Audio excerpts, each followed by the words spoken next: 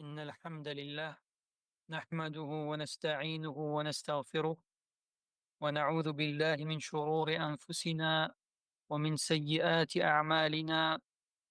من يهده الله فلا مضل له ومن يضلل فلا هادي له. وأشهد أن لا إله إلا الله وحده لا شريك له، وأشهد أن محمدا عبده ورسوله صلى الله عليه وعلى آله وأصحابه ومن تبعهم بإحسان إلى يوم الدين وسلم تسليما كثيرا. يا أيها الذين آمنوا اتقوا الله حق تقاته ولا تموتن إلا وأنتم مسلمون. يا أيها الناس اتقوا ربكم الذي خلقكم من نفس واحدة وخلق منها زوجها وبث منهما رجالا كثيرا ونساء، واتقوا الله الذي تساءلون به والأرحام إن الله كان عليكم رقيبا. يا أيها الذين آمنوا اتقوا الله وقولوا قولا سديدا يصلح لكم أعمالكم ويغفر لكم ذنوبكم، ومن يطع الله ورسوله فقد فاز فوزا عظيما. أما بعد، فإن أصدق الحديث كتاب الله، وخير الهدي هدي محمد صلى الله عليه وسلم، وشر الأمور محدثاتها، وكل محدثة بدعة، وكل بدعة ضلالة، وكل ضلالة في النار. أما بعد. L'ensemble des louanges reviennent à Allah. Nous le louons, implorons son secours et son pardon, et nous nous réfugions auprès d'Allah contre les maux de nos propres personnes ainsi que nos mauvaises actions. Celui qu'Allah guide, il ne trouvera pas d'égareur, et celui qui l'égare ne trouvera pas de guide. Et j'atteste qu'il n'y a nulle divinité digne d'être adorée en dehors d'Allah, seul et sans associé, et j'atteste que Mohammed est son serviteur et messager. Que les éloges d'Allah et son salut soient sur lui, ainsi que sa famille et ses compagnons.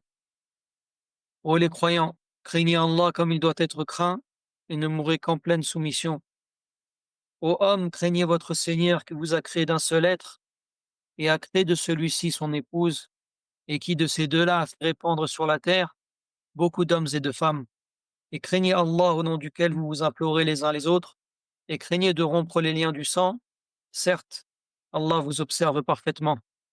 Ô vous qui croyez, craignez Allah et parlez avec droiture, afin qu'il améliore vos actions et vous pardonne vos péchés. Et quiconque obéit à Allah et à son messager obtient certes une grande réussite. Certes, la plus véridique des paroles est celle du livre d'Allah, et la meilleure guidée est la guidée de Mohammed sallallahu alayhi wa sallam. Et les pires choses sont les nouveautés dans la religion. Les nouveautés dans la religion sont des bid'ah, innovations religieuses, et toute innovation religieuse est un égarement, et tout égarement mène à l'enfer. Nous continuons bi'idhnillahi ta'ala cette série de cours sur le chapitre du jeûne du livre Al-Mulakhas al-Fiqhi de Cheikh Salih Al-Fawzan, qu'Allah le préserve. Nous sommes désormais au troisième cours, et dans le cours précédent, nous avons vu plusieurs sujets relatifs à ce qui est légiféré aux jeûneurs au début et à la fin de la journée de jeûne. Et dans le chapitre que nous allons lire aujourd'hui, nous allons voir les annulatifs du jeûne, les choses qui invalident le jeûne pour celui qui les commet, et ce qui lui est demandé dans ce cas-là. Donc le cheikh a ainsi titré ce chapitre Babun fi mufsidati sawm, c'est-à-dire le chapitre sur les annulatifs du jeûne. Et il a dit qu'Allah le préserve. Le jeûne a des annulatifs. Il est obligatoire aux musulmans de connaître afin qu'ils s'en éloignent et y prennent garde. Car ceux-ci rompt le jeûne et l'invalident. Et parmi ces annulatifs, il y a, premièrement, le rapport intime. Dès lors que le jeûneur a un rapport, il invalide ainsi son jeûne. Et il lui est obligatoire de rattraper ce jour dans lequel il a eu le rapport, et il lui est obligatoire, en plus de son rattrapage, il s'acquitte de l'expiation, al-kaffara. Naam. Donc ici, le cheikh, il a commencé par le premier annulatif, qui est le rapport intime, car c'est celui qui est le plus grave. Et le fait de le commettre pendant la journée du jeûne de Ramadan impose 3 jugements religieux. Le premier, c'est l'invalidité du jeûne. Le deuxième, c'est que la personne devra obligatoirement rattraper ce jour de jeûne. Et le troisième, c'est qu'il devra s'acquitter. En plus de rattraper le jour, il devra s'acquitter de la kafara, c'est-à-dire de l'expiation pour celui qui commet cet acte. Et le shir va ensuite détailler ce qui est demandé comme expiation pour cela. Il dit qu'Allah le préserve et elle consiste à affranchir un esclave, et s'il ne trouve ni esclave ni sa valeur, alors il doit jeûner 2 mois consécutifs, et s'il ne peut pas jeûner 2 mois consécutifs, de sorte à ce qu'il ne peut pas, avec une excuse légiférée, alors il doit nourrir 60 pauvres en donnant pour chaque pauvre la moitié d'un sa' de la nourriture que l'on trouve dans son pays. Ah, mais c'est le shir a exposé les moyens par lesquels donc la personne doit s'acquitter de al-kaffara, de l'expiation. Et ici, les possibilités pour s'acquitter de la kaffara, donc ils suivent un ordre en fonction de la capacité de la personne. Car il existe 2 types d'expiation par rapport aux moyens par lesquels on s'en acquitte. Il y a celles où ils sont imposés par ordre et la personne ne peut passer à la deuxième possibilité uniquement si elle ne peut pas accomplir la première. Et il y a celles où la personne a le choix entre plusieurs moyens. Comme par exemple, on peut illustrer la différence ici par l'expiation qui est demandée à celui qui ne respecte pas son serment. Kafarat al-yamin. Et d'ailleurs, à ce propos, il y a une erreur qui est très répandue, c'est que beaucoup pensent que celui qui ne respecte pas son serment doit jeûner 3 jours comme expiation. En réalité, dans un premier temps, son expiation, elle est composée de 3 moyens et celui-ci a le choix entre ces moyens-là. Il a le choix entre nourrir 10 pauvres ou vêtir 10 pauvres ou affranchir un esclave. Et peu importe lequel des 3 moyens il choisit, il se sera alors acquitté de son expiation. Et s'il ne peut faire aucun des 3, c'est alors à ce moment-là qu'il devra jeûner 3 jours comme expiation. Mais dans un premier temps, il a le choix entre 3 moyens et il doit obligatoirement choisir un des 3. Et il ne passe au jeûne que s'il ne peut accomplir aucun des 3. En revanche ici, pour l'expiation de celui qui a eu un rapport intime pendant Ramadan, les moyens sont par ordre et il n'a pas le choix. C'est tout d'abord l'affranchissement d'un esclave et s'il n'en trouve pas, c'est à ce moment-là qu'il passe à la deuxième possibilité qui est de jeûner 2 mois consécutifs, c'est-à-dire sans interruption. La personne doit jeûner 2 mois, tous les jours pendant 2 mois, sans interrompre le jeûne par un jour dans lequel elle ne jeûne pas. Donc elle doit jeûner 2 mois consécutifs. Et si elle a une excuse légiférée et valable l'empêchant de jeûner ces 2 mois consécutifs, c'est alors à ce moment-là qu'elle passe à la troisième possibilité, le troisième moyen pour s'acquitter de la kafara, qui est de nourrir 60 pauvres. Donc ici, il est demandé de nourrir 60 pauvres, c'est-à-dire qu'on doit leur donner en nourriture. Et la quantité que l'on doit donner en nourriture, c'est la moitié d'un sa'. Donc le sa', c'est une unité de mesure qui était utilisée à l'époque pour mesurer une quantité, donc la quantité de nourriture. Donc c'est une unité qui sert à mesurer la quantité et non pas le poids. C'est pour cela que lorsque l'on trouve les quantités de nourriture que l'on donne pour Zakat el-Fitr, par exemple, on trouve des différences de poids en fonction des aliments, car le sa' représente une quantité. C'est la quantité de nourriture obtenue en remplissant les mains jointes 4 fois. C'est ça le sa'. Et c'est la quantité qui est demandée de donner pour Zakat el-Fitr. Et là, ici, pour l'expiation, il est demandé de donner à chaque pauvre la moitié d'un sa'. Donc la moitié de ce que l'on donne pour zakat el-fitr. Donc pour résumer, ici on a vu le premier annulatif, qui est le rapport intime. Et d'ailleurs, ce qui est voulu par le rapport intime, c'est le rapport dans lequel il y a pénétration. Celui qui commet cela pendant Ramadan, il annule ainsi son jeûne et il devra obligatoirement rattraper ce jour de jeûne, puis il devra s'acquitter de l'expiation en affranchissant un esclave, et s'il n'en a pas la capacité, en jeûnant 2 mois consécutifs, et s'il n'en a pas la capacité, alors en nourrissant 60 pauvres par un demi-sar de nourriture. Non. Donc ensuite, le shir dit qu'Allah le préserve en citant le deuxième annulatif. Le deuxième, c'est l'éjaculation, qui est causée par le fait d'embrasser, de toucher, ou par la masturbation, ou par la répétition du regard. Si une chose de cela se produit, alors le jeûne est invalide et il lui est obligatoire de rattraper seulement sans expiation, car l'expiation est spécifique au rapport intime. Donc ici, le cheikh il a mentionné plusieurs causes. Si ces actes sont faits pendant le Ramadan, pendant le jeûne, et qu'ils entraînent l'éjaculation du jeûneur, alors il a ainsi annulé son jeûne et il devra rattraper ce jour.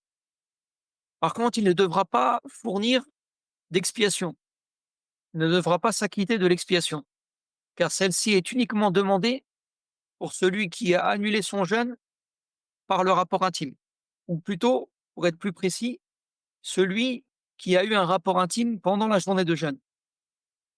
Puisque même si la personne elle a rompu son jeûne avant cela, par exemple en faisant ce deuxième annulatif, eh bien, si la personne elle a un rapport intime après cela, elle devra s'acquitter de l'expiation, même si ce n'est pas la première chose avec laquelle elle a rompu son jeûne.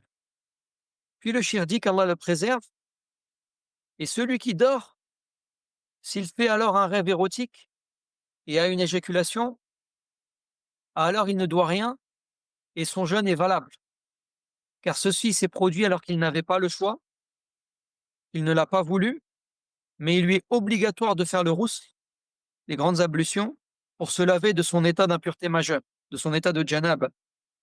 Ah. Donc là, ici, le cheikh il a précisé la différence entre celui qui a eu une éjaculation par un acte qu'il a provoqué et ici celui qui a été pris par l'éjaculation alors qu'il dormait. Donc celui-là, comme il ne l'a pas voulu, et que ça s'est fait contre sa volonté, eh bien ça n'a aucun impact sur le jeûne, même si ça se produit, du coup, ce qui est voulu ici, c'est si ça se produit dans la journée. Si la personne, elle dort dans la journée de jeûne et que cela se produit, eh bien elle continue son jeûne et cela n'a aucun impact sur son jeûne et elle devra faire le rousse pour se purifier de l'état d'impureté majeure. Puis le cheikh va citer le troisième annulatif. Il dit qu'Allah le préserve. Le troisième, la nourriture et la boisson intentionnellement. D'après la parole d'Allah, subhanahu wa ta'ala, وَكُلُوا وَاشْرَبُوا حَتَّى يَتَبَيَّنَ لَكُمُ الْخَيْطُ الْأَبْيَضُ مِنَ الْخَيْطِ الْأَسْوَدِ مِنَ الْفَجْرِ ثُمَّ أَتِمُّوا الصِّيَامَ إِلَى اللَّيْلِ. Donc selon la traduction rapprochée du sens du verset, mangez et buvez jusqu'à ce que se distingue pour vous le fil blanc de l'aube du fil noir de la nuit. Puis accomplissez le jeûne jusqu'à la nuit. Et quant à celui qui a mangé au but alors qu'il est jeûneur, mais qu'il a mangé au but par oubli, alors ceci n'impacte pas son jeûne. Et il est rapporté dans le hadith Man nasiya wa huwa sa'im fa'akala aw sharib falyutimma sawman fa innama at'amahu Allah wa saqah.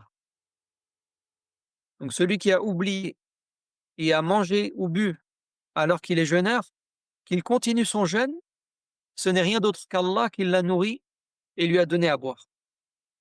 Non. Donc là ici pareil, il y a une différence entre celui qui a mangé et bu intentionnellement, volontairement, et celui qui a oublié. Si la personne, elle a oublié qu'elle boit ou qu'elle mange par oubli, eh bien, à partir du moment où elle s'en rappelle, elle s'abstient et elle continue son jeûne et cela n'impacte pas son jeûne.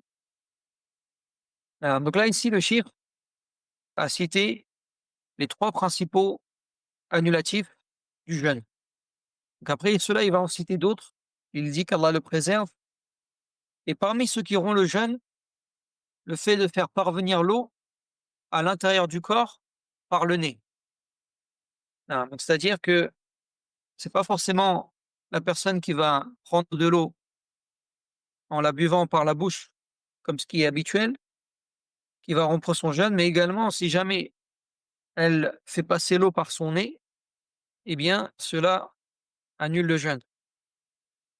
Et il dit qu'Allah le préserve et également prendre quelque chose de nutritif par la trachée et l'injection de sang. Ceci annule son jeûne, car cela est comme quelque chose de nourrissant pour le corps. Et parmi cela également, l'injection d'éléments nutritifs, car cela prend la place de la nourriture et ceci invalide le jeûne. Et quant aux injections de ce qui n'est pas nutritif, alors il convient au jeûneur également de s'en éloigner afin de préserver son jeûne, d'après la parole du prophète sallallahu alayhi wa sallam, da' ma yuribuk ila ma la yuribuk. Délaisse ce qui te procure du doute pour ce qui te laisse aucun doute. Et ainsi il la retarde, c'est-à-dire l'injection, pour la nuit. Donc là ici le cheikh il a cité que donc l'injection de sang, donc si la personne elle reçoit du sang pendant la journée de jeûne, cela invalide son jeûne et également les injections qui contiennent des éléments nutritifs. Cela invalide et annule le jeûne. Par contre, en ce qui concerne les injections de ce qui n'est pas nutritif, ici le cheikh a précisé et a conseillé de s'en éloigner durant la journée et de retarder cela pour la nuit. Mais par contre, il ne dit pas que cela annule le jeûne. Et comme c'est le cas souvent dans les sujets qui sont liés au fiqh, donc c'est des sujets dans lesquels on peut trouver d'autres avis et des divergences. Donc là, ici, ce que le cheikh a donné, c'est un conseil qui permet de sortir de la divergence par rapport à ce sujet-là. Parce que certains savants voient que l'injection de ce qui n'est pas nutritif n'annule pas le jeûne. Eh bien, le cheikh, lui, il appelle ici à la précaution en disant de s'en abstenir durant la journée et de retarder cela pour la nuit, pour celui qui le peut. Ah. Ensuite, le cheikh va citer le 4e annulatif. Il dit qu'Allah le préserve. Le 4e annulatif, c'est la sortie du sang du corps par la hijama ou le don du sang. Tout ceci rend le jeûne. Et quant à la prise de sang en petite quantité, comme ce qui est pris pour des analyses, ceci n'impacte pas le jeûne, de même que la sortie de sang qui n'est pas intentionnelle, comme le saignement de nez ou par une blessure ou l'extraction d'une dent, ceci n'impacte pas le jeûne. Donc ici, le cheikh mentionne que ce qui annule le jeûne en ce qui concerne le sang qui sort du corps, il y a plusieurs choses. Il y a ce qui sort par la hijama. Donc la hijama, c'est un procédé qui a des vertus médicales dans lequel on fait des saignées, puis on vient aspirer l'endroit avec des ventouses. Donc le cheikh mentionne que ce procédé annule le jeûne et également la sortie du sang en grande quantité. Et le cheikh a donné comme exemple la personne qui fait un don de sang pour les malades dans les hôpitaux, par exemple. Généralement, ils prennent une grande quantité de sang. Et par contre, le cheikh il précise que la prise de sang qui est en faible quantité, comme ce que l'on prend pour les analyses médicales, cela n'invalide pas le jeûne, de même que les saignements qui ne sont pas intentionnels, comme dans les exemples que le cheikh a cités qu'Allah le préserve. Ensuite, le cheikh va citer donc le 5e annulatif. Il dit qu'Allah le préserve. Le 5e annulatif, le vomissement intentionnel, c'est-à-dire ressortir par la bouche ce qu'il y avait dans l'estomac comme nourriture ou boisson. Et ceci rompt le jeûne. Mais quant à celui qui est pris de vomissement et que cela est sorti sans qu'il ne l'ait voulu, alors ceci n'impacte pas son jeûne, d'après la parole du prophète sallallahu alayhi wa sallam: "Man dhara'ahu al-qay' falaysa alayhi qada' wa man istaqa'a 'amdan falyaqdi." Celui qui a été pris de vomissement n'a pas à rattraper, et celui qui s'est fait vomir intentionnellement, alors qu'il rattrape. Et le sens de celui qui fut pris de vomissement, c'est-à-dire que cela est sorti sans qu'il ne l'ait voulu. Et quant au sens de sa parole, sallallahu alayhi wa sallam, il s'est fait vomir, c'est-à-dire qu'il a prémédité le vomissement, qu'il a vomi intentionnellement. Alors, donc ici, le shir a bien exposé la différence entre celui qui est pris de vomissement, qui ne l'a pas voulu, mais qui a vomi, et celui qui s'est fait vomir intentionnellement. Donc une fois de plus, on remarque cette différence. Et à ce propos, je me souviens que le shir Ali Ababoutayn, qu'Allah le préserve, lors de son explication sur le livre Boulough al-Maram, il avait mentionné que l'on peut observer ici une similitude entre la différence entre celui qui est pris de vomissement et celui qui se fait vomir intentionnellement, et la différence qu'il y a entre celui qui a eu une éjaculation sans le vouloir, suite à un rêve érotique par exemple, et celui qui a prémédité l'éjaculation par la masturbation ou autre, comme on l'a vu précédemment. Dans les deux cas, donc le premier, il continue son jeûne et il n'a rien à rattraper, tandis que le second, il invalide son jeûne et devra rattraper ce jour. Et après avoir exposé ici les annulatifs du jeûne, le cheikh va désormais mentionner certaines choses dont il conseille de s'éloigner durant le jeûne. Il dit qu'Allah le préserve et il convient que le jeûneur s'éloigne de mettre du kohl ou qu'il soigne ses yeux avec des gouttes ou autre que cela pendant le moment du jeûne, et ce par préservation pour son jeûne. Donc là, ici également, le shir conseille de s'éloigner de cela pendant la journée de jeûne, et c'est la même raison pour ce qui a précédé en ce qui concerne le sujet des injections non nutritives, c'est que certains parmi les gens de science, ils mentionnent que ces choses-là invalident le jeûne. Donc là, ici, le shir, il ne dit pas que ça invalide le jeûne, le fait de mettre du kohl. Donc le kohl, c'est la matière noire que l'on met autour des yeux et qui a certaines vertus pour les yeux et pour la vue. Et le fait de mettre du kohl ou le fait de mettre des gouttes ou autre dans les yeux, eh bien certains parmi les gens de science ont mentionné que cela annule le jeûne. Ici, le cheikh, il ne mentionne pas ça, donc il ne dit pas que ça annule le jeûne, mais par contre, de la même manière qu'il l'a fait précédemment, il conseille de s'en éloigner durant la journée de jeûne, car cela permet de sortir de la divergence. La personne, elle préserve son jeûne, elle sort de la divergence, et il n'y a aucun doute que c'est meilleur pour celui qui en a la possibilité. Naam. Puis le cheikh dit qu'Allah le préserve, et il ne doit pas exagérer, c'est-à-dire le jeûneur, il ne doit pas exagérer dans le madmada et al-istinshaq. Donc le madmada, c'est le fait de mettre de l'eau dans la bouche et de la faire circuler à l'intérieur pour nettoyer la bouche. Et al-istinshaq, c'est le fait d'aspirer l'eau par le nez, et ce sont des choses, des actes qui font partie des ablutions. Et ici, ce qui est voulu par exagérer dans cela, dans al-istinshaq, donc le fait d'aspirer l'eau par le nez, c'est-à-dire le fait d'aspirer fortement l'eau, qu'elle atteigne le fond du nez. Donc le cheikh dit qu'Allah le préserve, et il ne doit pas exagérer dans le madmada et à l'istinshaq, car il se peut que l'eau parte dans sa gorge, et le prophète sallallahu alayhi wa sallam a dit: وَبَالِغْ فِي الْإِسْتِنْشَاقِ إِلَّا أَن تَكُونَ صَائِمًا. Et insiste dans al-istinshaq, sauf si tu es jeûneur.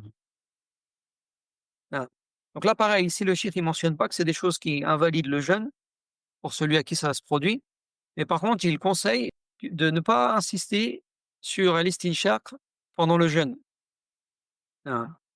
Et le cheikh avait mentionné également, lors du chapitre sur la purification, dans la partie sur les ablutions, que donc le jugement de l'istinshaq, enfin le fait d'exagérer ou plutôt d'insister sur l'istinshaq, de base, c'est quelque chose qui est recommandé par rapport à ce hadith où le prophète mentionne d'insister dans l'istinshaq. C'est quelque chose qui est recommandé. Sauf, et c'est l'exception ici dans le hadith, sauf pour la personne qui est jeûneur. Le jugement religieux de la mubalagha fil istinshaq, donc le fait d'insister dans l'istinshaq, eh bien, c'est que ce n'est pas recommandé. Non. Ensuite, le cheikh dit qu'Allah le préserve et le siwak n'impacte pas le jeûne. Au contraire, il est même recommandé et conseillé aux jeûneurs, comme à autre que lui, au début de la journée et à la fin de la journée selon l'avis authentique. Non.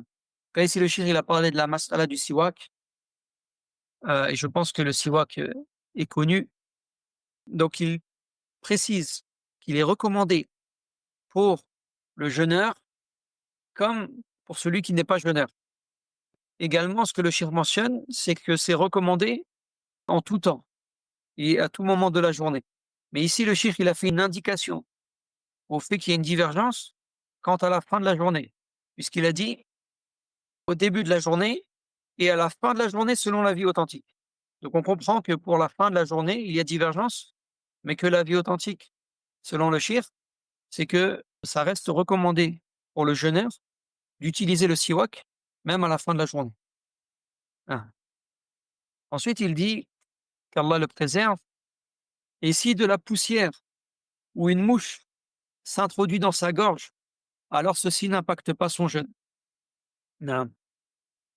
Là, si la personne, elle passe dans un endroit où il y a de la poussière, par exemple, qui se soulève et qu'elle en aspire, ou qu'il y ait une mouche qui s'introduit directement dans sa gorge, alors ceci n'impacte pas le jeûne, puisque la personne, donc, elle ne l'a pas fait intentionnellement.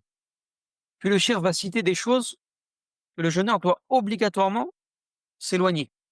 Il dit qu'Allah le préserve et il est obligatoire au jeûneur de s'éloigner du mensonge, de la médisance et de l'insulte. Et si quelqu'un l'insulte, qu'il dise Inni sa'im, je suis jeûneur.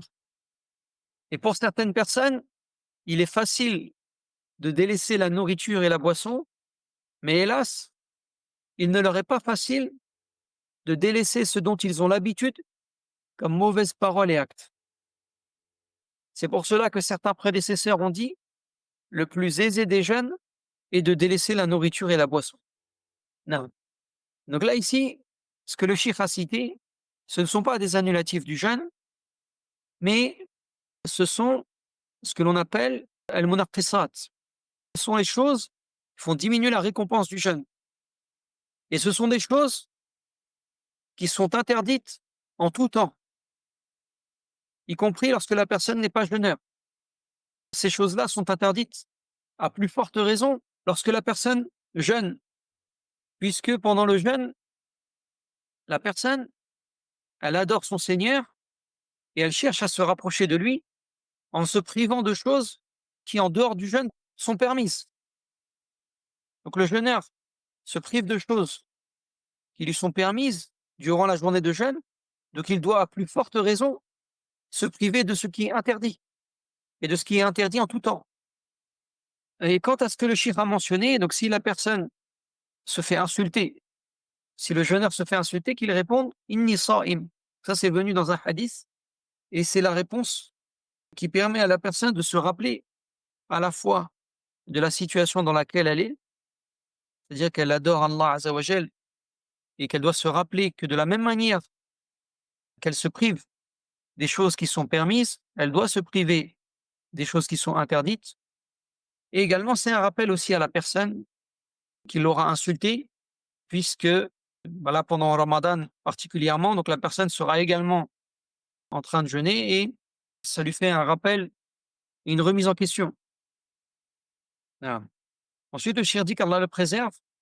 Il incombe donc aux musulmans qu'ils craignent Allah et qu'ils ressentent la grandeur de son Seigneur et qu'ils le voient à chaque instant et dans chaque situation. Enfin, qu'ils ressentent qu'Allah subhanahu wa ta'ala le voit à chaque instant et dans chaque situation. Et qu'ainsi il préserve son jeûne des annulatifs et des choses qui le diminuent, afin que son jeûne soit valide. Et il convient au jeûneur qu'il s'occupe par l'évocation d'Allah, la lecture du Coran et la multiplication des œuvres surérogatoires. Et certes, les prédécesseurs, lorsqu'ils jeûnaient, ils s'asseyaient dans les mosquées et ils disaient « Nous préservons notre jeûne et nous ne médisons sur personne. Et le prophète sallallahu alayhi wa sallam a dit: Man lam yada' qawla az-zur wal 'amala bi, falaysa lillahi haja fi an yada'a ta'amahu wa sharabah. Celui qui ne délaisse pas les mauvaises paroles et qui œuvre selon celles-ci, alors Allah n'a nullement besoin qu'il délaisse sa nourriture et sa boisson. Et ceci car le rapprochement vers Allah, en délaissant ses passions qui sont permises en dehors du jeûne, ne peut se faire qu'après s'être rapproché de lui en délaissant ce qu'il a interdit en toute situation, tels que le mensonge, l'injustice, la transgression envers les gens dans leur sang, leur bien et leur honneur. Et il est rapporté d'Abu Huraira, radiallahu anhu, que le prophète sallallahu alayhi wa sallam a dit: As-sa'imu fi ibadatin ma lam yaghtab musliman aw yu'dih. Le jeûneur est en adoration tant qu'il ne médit pas sur un musulman ou qu'il lui nuise. Et il a rapporté d'Anas, radiallahu anhu, qu'il a dit: Celui qui ne cesse de manger la chair des gens n'a pas jeûné. Le jeûneur doit donc délaisser ces choses qui ne lui sont pas permises en toute situation, afin qu'il soit compté parmi les jeûneurs véritables. Non. Là, ici, le cheikh a fortement insisté sur l'obligation pour le jeûneur de délaisser les choses qui sont interdites en tout temps.